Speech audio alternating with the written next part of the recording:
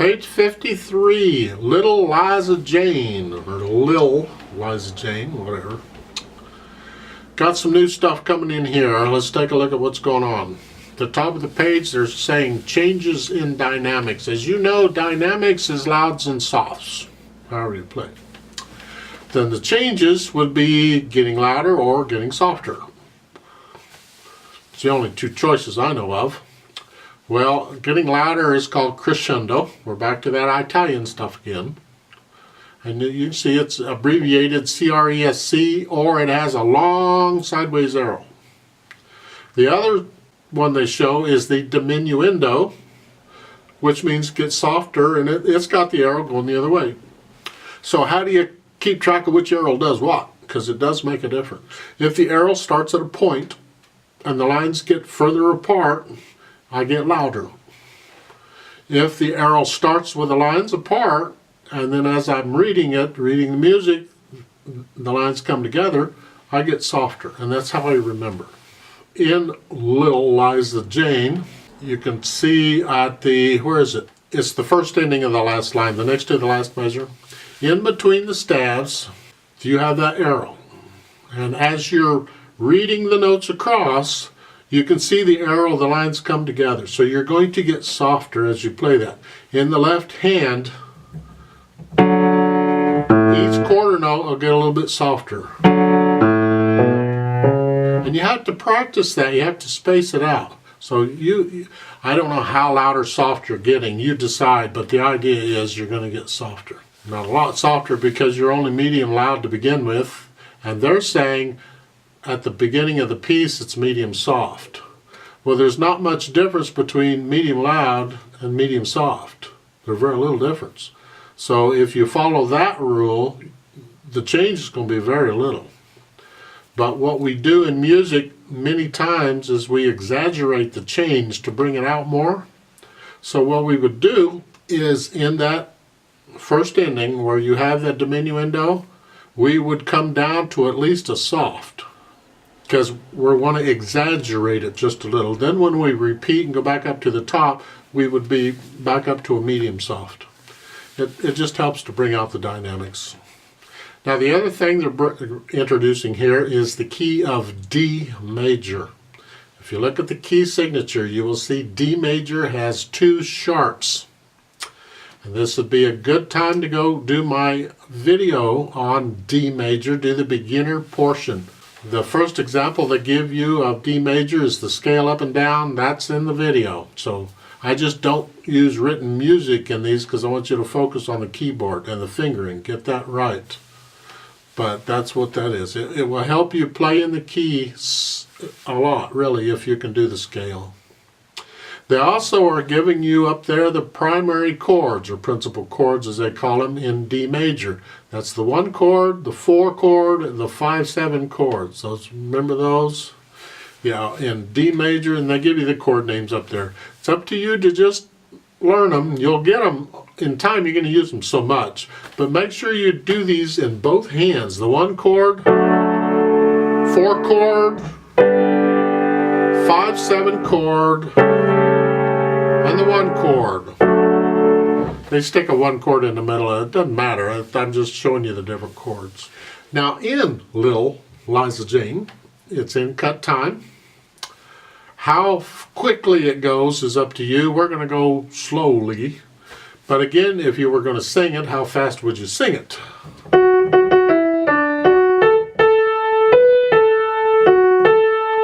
You decide that, and then that's how fast you play it. As you're learning it, you got to go slow. You got to go slow enough to make sure you can get the right notes. So I suggest you tackle this one hand at a time at first, so you get the notes and the fingering and the rhythms, and then put the hands together, and then when you got that good, you can gradually speed it up. You know, each time you try it, you can speed it up a little. Form-wise, you got 2 sets of words for the first couple of lines or so, a line and a half, whatever it is. And then you have the chorus. And I've already explained chorus or refrain and the double bars and all that, the form, in a previous video. So in the chorus, of course, there's only 1 set of words because each time you play it, you're going to sing the same words of the chorus.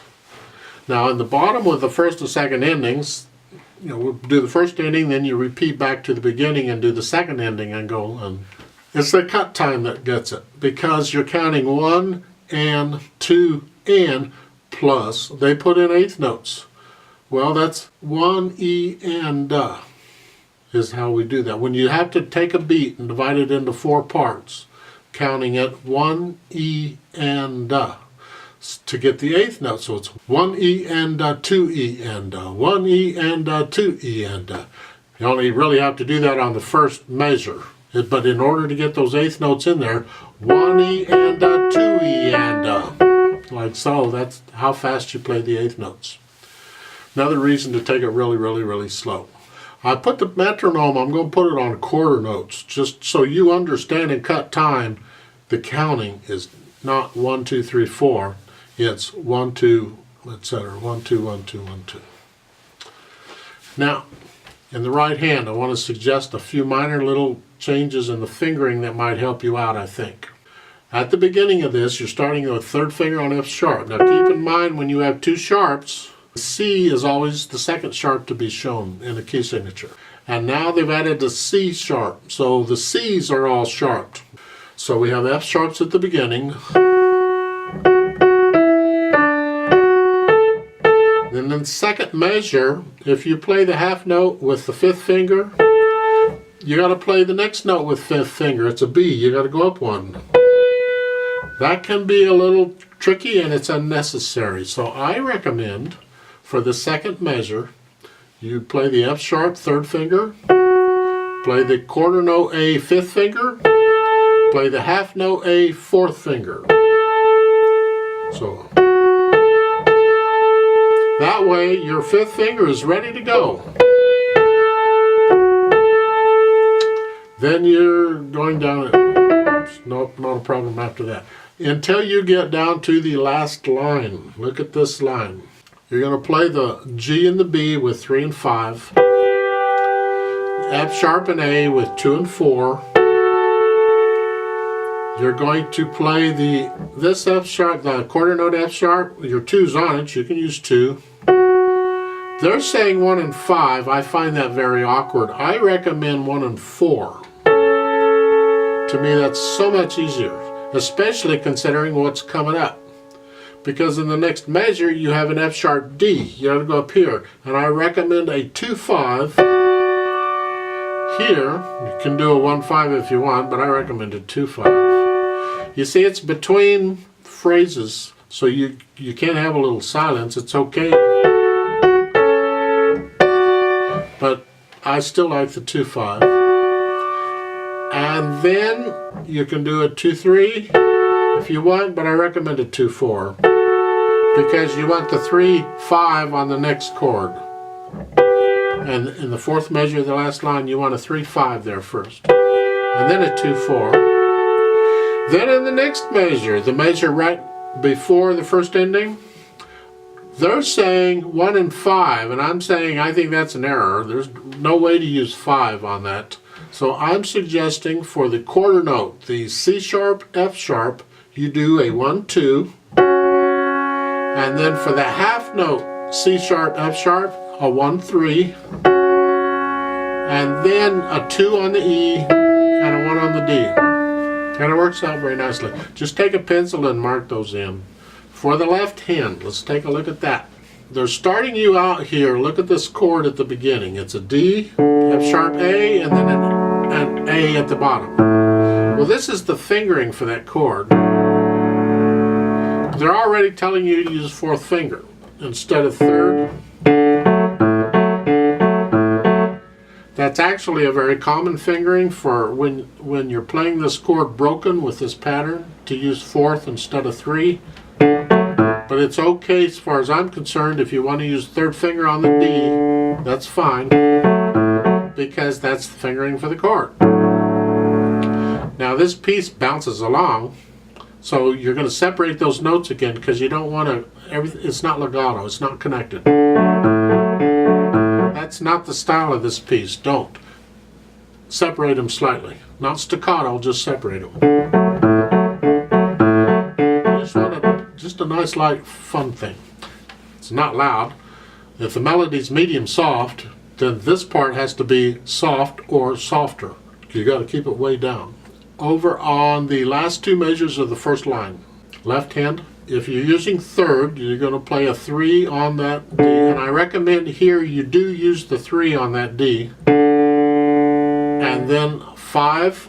They're saying a 3, 1 on the C sharp, and then a 3 here, and I'm saying no way, no, absolutely not. I completely disagree with that. The idea of having a thumb on a black note and then crossing over to play a white note is something you avoid if at all possible. You'd only do it as a last resort, and it is not necessary here. Watch this fingering. Start out with the third on the D, then a 5, and then a 1. Just scrunch your hand up. Now cross over the hand with the fourth finger for the C sharp, and the third finger on the next measure, the D. So the last two measures of the first line in the left hand is this. You have to be able to cross over from your thumb with your fourth finger eventually. You just as well start now. Now, second line.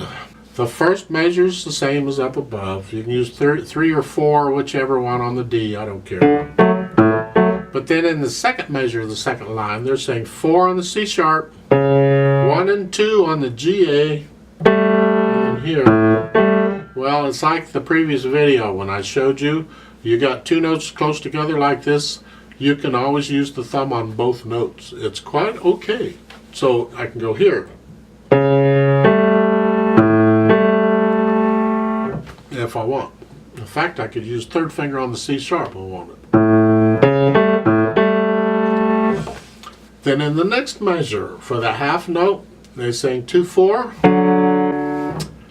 Well, I recommend a 2-3 because you've been here and it's just handy. So I recommend a 2-3 because for the quarter notes you're going to use 5 anyway.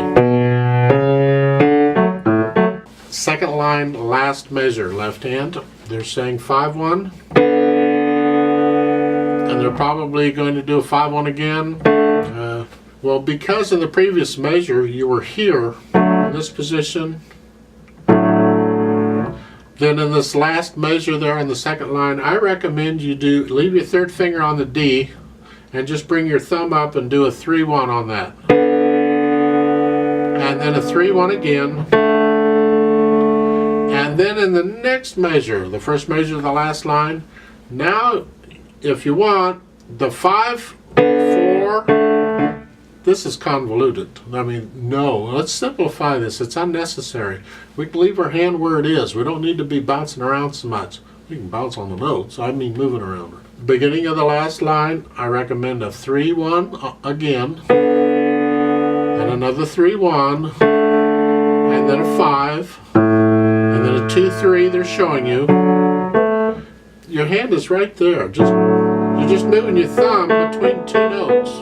That's, to me, it's much easier than the fingering they're showing.